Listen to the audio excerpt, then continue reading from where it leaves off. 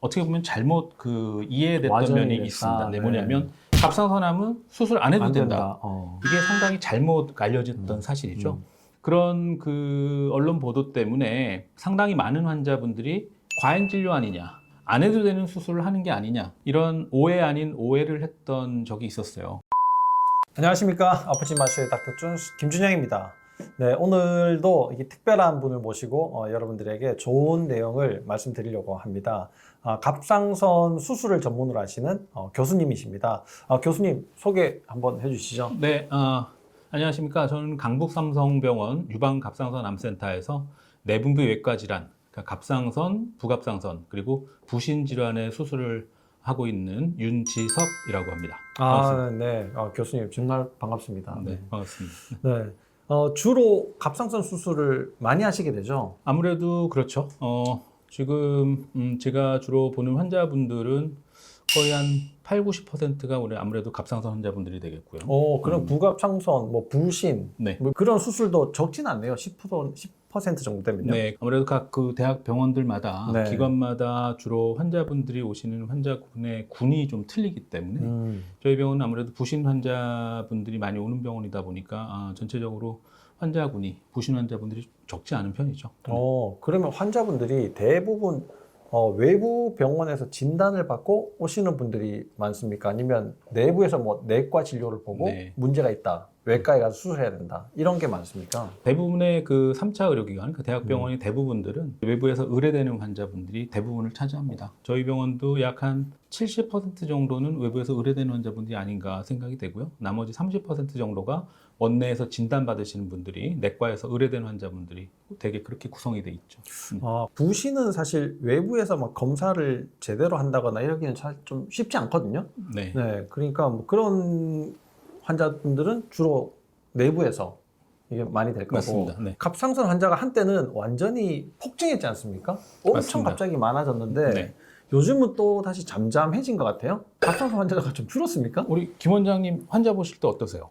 아무래도 갑상선 환자분들이 한동안 많이 줄어들다가 네. 다시 늘어나는 걸 좀 체감하고 계시나요? 우리는 주로 이제 기능적인 문제, 그 다음에 혹이 있느냐 없느냐 점검하는 걸 위주로 하다 보니까 암 환자가 늘었다 줄었다 이렇게 보기에는 조금 어렵고요. 네. 이제 수술을 보내는 환자들도 사실 비슷하긴 한데 수술을 하지 않고 돌아오는 환자분들이 그렇죠. 좀 많이 있죠. 네네. 그러니까 이게 전체적으로 진단을 하고 수술을 하고 이런 환자들이 이게 대학병원에서 좀 이렇게 좀 줄이고 있나? 이런 생각들도 좀 해보는 것 같아요.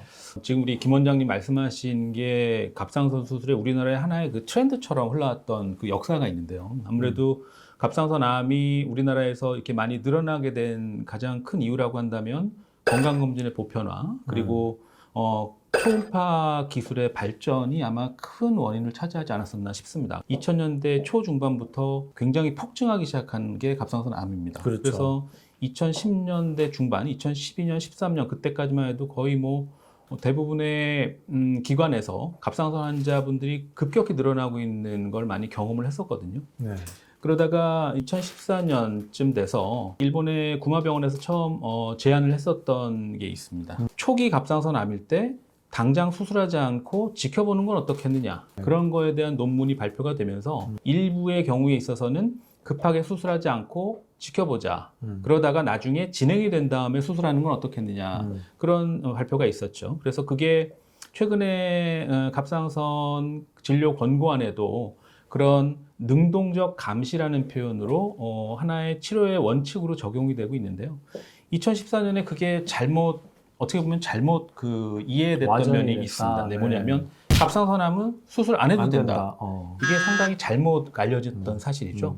갑상선암을 모두 다 수술 안 해도 되는 게 아니라 크기가 1cm보다 작거나 아니면 임파선의 전이가 없거나 다른 재발의 위험도를 낮게 평가할 수 있는 저위험군, 그리고 상대적으로 젊은 분들보다는 연세 드신 분들에 있어서는 초기암일 경우에는 지켜보다가 진행된 다음에 수술해도 초기에 수술하는 것과 이후의 차이가 거의 없다, 이런 얘기를 했었는데 네. 그게 일부 매스컴에서 잘못 전달된 게 뭐냐면 갑상선암은 수술 안 해도 된다, 이렇게 전달이 됐던 거죠. 네. 근데 그런 언론 보도 때문에 상당히 많은 환자분들이 과잉 진료 아니냐, 안 해도 되는 수술을 하는 게 아니냐 이런 오해 아닌 오해를 했던 적이 있었어요. 그래서 그때 2014년 이후로 갑상선암이 발병률, 그러니까 우리가 보통 진단을 받아서 수술하는 거를 발병률이라는 표현을 한다고 한다면 거의 절반 이하로 줄어들었습니다. 저도 실제적으로 그 당시에 수술이 많이 줄어들어서 육체적으로는 좀 편했던 시기가 있었거든요. 근데 최근에는 이제 그런 오해가 많이 불식이 되고, 그리고 이제 능동적 감시에 대한 기준이 명확해지면서 최근에는 갑상선암이 과거처럼 또 많은 환자분들이 실제로 병원에 오셔가지고 정확한 진단과 수술 이런 치료를 받고 있는 상황이죠. 그래서 뭐 지금 뭐 갑상선암 환자가 많이 줄어들었다 그렇게 표현하기는 어렵고요. 이게 다시 아마 정상화되고 있는 과정이다라고 생각이 됩니다.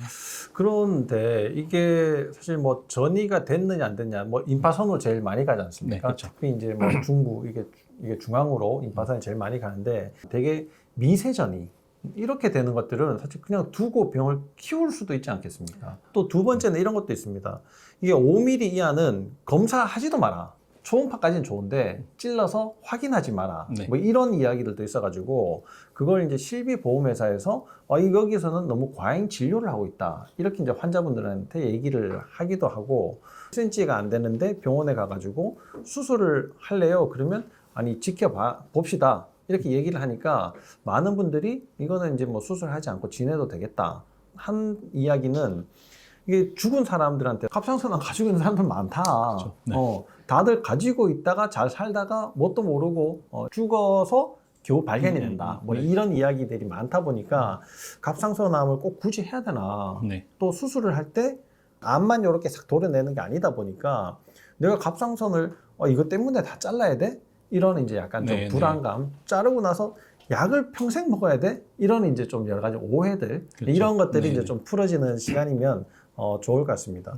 그러면 자 1cm 정도를 사실 이제 수술을 하느냐 마느냐의 기준을 가지고 네. 하시는데, 그러면 이제 예전에는 1cm가 넘으면 양쪽을 다 수술을 해야 된다 이렇게 얘기를 네, 했었죠. 근데 요즘은 어떻습니까? 일단 지금 우리 김 원장님 얘기하신 게 뭐냐면 절제 범위, 네. 절제 범위를 크기를 가지고서 어떻게 나눌 것인가 말씀을 하신 사항인데요. 방금 말씀하신 것처럼 갑상선 암 수술은 반절제 또는 전절제, 크게 얘기하면 둘 중에 하나입니다. 네. 뭐 쉽게 말씀드리면 재발의 위험도가 낮은 저위험군은 반절제를 하는 거고, 네.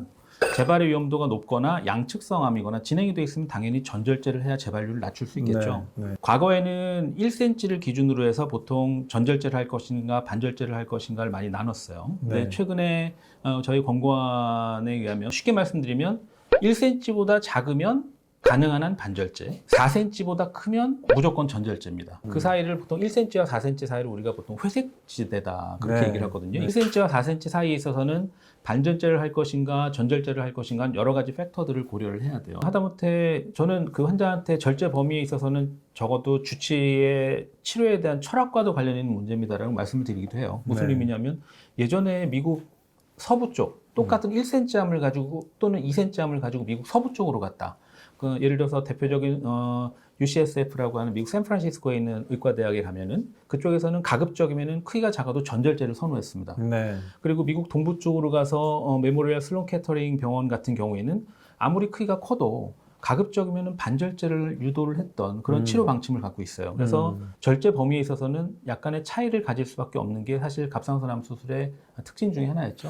그렇지만 이제 수술을 해서 위험도가 만약에 있다. 그럼 반절제를 했는데 계속 재발률이 너무 높거나 네네. 아니면 뭐 그것 때문에 사망률이 높다. 이랬을 때는 반절제 하는 것이 오히려 더 문제가 될 수 있으니까 바뀔 것 같은데 이게 지역에 따라서 달라진다는 거는 그 갑상선 암이 생기는 원인 아니면 생기고 나서 그다음 이렇게 관리를 할 때 여러 가지 위험 요인 이런 것들이 서로 좀 다르기 때문에 그렇게 나눠지는 건가요? 일단은 갑상선암은 다들 아시고 계신 것처럼 상대적으로 진행되는 속도가 느리고 그렇죠. 그리고 예후가 상대적으로 좋은 암입니다. 그러니까 암으로 인한 사망률이 다른 어떤 암보다도 훨씬 낮죠. 네. 그래서 아까 말씀하셨던 것처럼 저희 갑상선을 수술하는 내분비외과에서는 동의하지 않지만 착한 암이라는 표현까지 나왔던 이유가 바로 그런 이유죠. 네. 근데 최근엔 뭐 다 이미 어느 정도 다 이제 컨센서스가 형성이 돼 있는 사실인데 재발의 위험군을 저희가 저위험군부터 고위험군까지 나눕니다. 네. 수술 전에 여러 가지 정밀 검사, 뭐 초음파라든지 CT 촬영을 통해서 전절제 또는 반절제를 저희가 결정을 하게 되죠. 갑상선암은 저위험군이라 하더라도 임파선, 특히 목 주변에 있는 중앙경부 림프절에 전이가 될 가능성이 많게는 30% 이상도 되기도 네. 합니다. 네. 그래서 사실은 림프절의 전이 위험도가 높은데 과연 이게 예후가 정말 좋은 암이냐 이런 그 질문들을 하시기도 하거든요. 근데 갑상선암이 그만큼 성장 속도가 느린 암이다 보니까 림프절에 전이가 있어도 전이된 림프절을 가지고 지내는 환자분들이 나중에 그게 성장을 해서 이 림파선이 커져서 재발이라는 거로 또 발견될 가능성이 높지 않은 암이 또 갑상선암이기도 합니다. 그래서 지금 우리 김 원장님이 관심을 많이 가지고 계신 기능의학적 측면에서 보면은 내 몸에서 수술하고 나서 눈에 보이지 않는 암세포들이 남아있을 때 남아있는 암을 어떻게 관리하느냐 이게 사실은 굉장히 중요한 그 점 중에 하나일 수가 있는 거죠. 재발을 조금이라도 어떻게 하면 늦추거나 재발되지 않게끔 관리하도록 그 하는 의학에 관심을 갖고 계신 게 아마 김 원장님이 그런 거에 관심을 많이 가지고 계실 것 같아요. 네. 그런 거에 굉장히 관심이 많고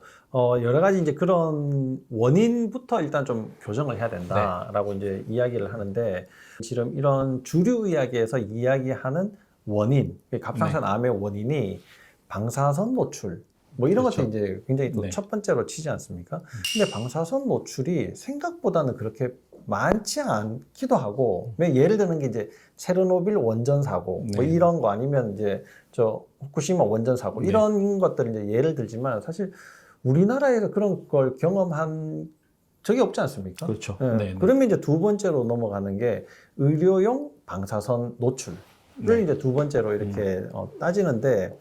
그것 말고는 사실 여러 가지 원인들이 원인으로 취급하기가 좀 애매한, 그러니까 뭐 노화의 한 과정이다 뭐 이렇게 이야기를 하지만 사실 원인은 그 이전에부터 굉장히 많이 있거든요. 그 중에 제일 첫 번째가 혈액순환입니다. 혈액순환. 그 혈액순환이 왜 안 되느냐? 그게 간단하게는 그냥 일자목, 거북목, 목 디스크 뭐 이런 거에서부터 시작이 되는 거예요. 근데 그렇다고 해서 누구나 다 갑상선 암이 생기는 게 아니라 사람의 상황에 따라서 이제 암이 생기느냐 마느냐, 그게 갑상선이 되느냐 유방이 되느냐 뭐 대장이 되느냐 뭐 상황에 따라 달라질 수가 있겠죠. 그게 이제 제일 첫 번째 원인이다 이렇게 이제 생각은 하는데, 우리가 이제 좀 더 얘기해 볼 거는 그러면 저위험군, 고위험군에 따라서 수술이 달라진다고 했는데, 그러면 수술을 하고 나서 관리 차원에서도 저위험군, 고위험군의 관리 방식이 다른가요? 어느 정도 차이가 있죠.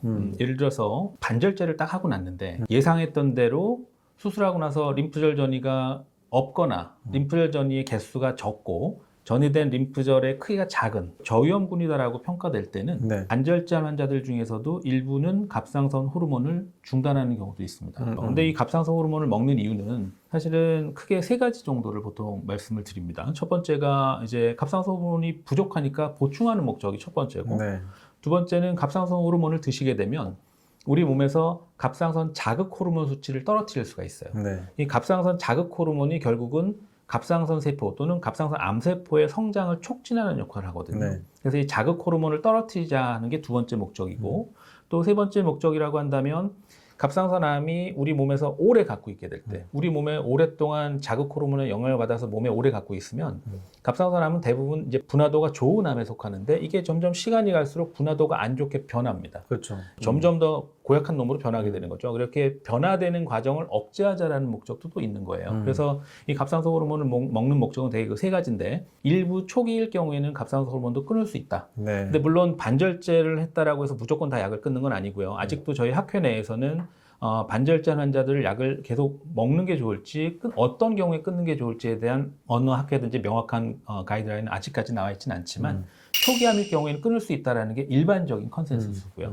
전절제한 환자들은 당연히 약을 드셔야 되겠죠. 그렇죠. 약을 드실 때 과연 얼마나 먹을 것이냐 관심 많이 갖고들 계시잖아요. 뭐 용량은 철저히 개인적인 차이입니다. 네. 저위험군일 때는 물론 자극 호르몬을 그다지 많이 낮추지 않을 정도의 용량만 드셔도 되지만, 고위험군, 그러니까 재발의 위험성이 높은 분들이라고 할 경우에는 가급적이면은 갑상선 자극 호르몬을 최대한 억제시키는 쪽으로 저희가 치료를 유도를 합니다. 네. 그러다 보니까 갑상선 호르몬의 요구량을 조금 더 높이는 경우가 있겠죠. 이게 몸에서 나타나는 증상이 나타날 정도의 항진을 만들진 않지만 항진기가 있는 것 정도, 그게 어떤 사람한테는 굉장히 수치가 부족한 것처럼 느껴질 수 있고 실제로 맞습니다. 검사를 해보면 괜찮은데 네네.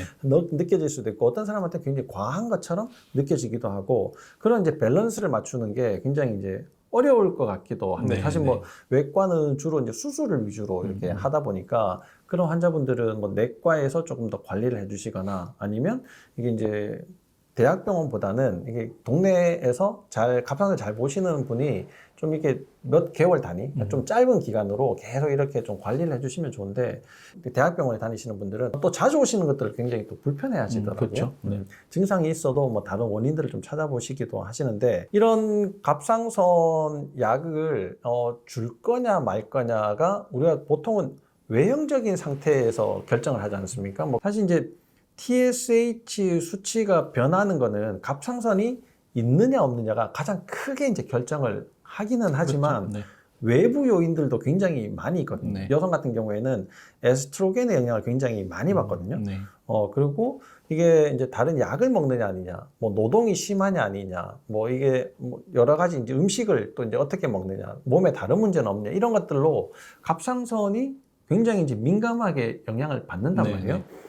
그런 경우에 이제 TSH만 보고 약 용량을 막 조절하기가 사실 이제 좀 애매한 경우들이 많아요. 그렇죠. 예, 예. 네. 네. 그래서 이걸 좀 자주 검사를 해보는 것도 제 생각에는 뭐 환자분을 위해서 나쁘지 않고 그런 것들을 이제 교수님들 좀 이해를 하시면 이 환자분들은 여기 가서 이제 그런 진료는 좀 보세요. 뭐 여기까지는 우리가 관리를 해드리겠습니다. 네네. 하는 것도 좀 분류가 되면 좋을 것 같은데 갑상선에 만약에 이제 림프절에 전이가 있다 그러면 예전에는 반을 수술했다가 또 전절제로 다시 한 번 더 두번 수술하거나 수술로? 네네. 하거나 뭐 이렇게 이제 했었는데 요즘은 어떻습니까?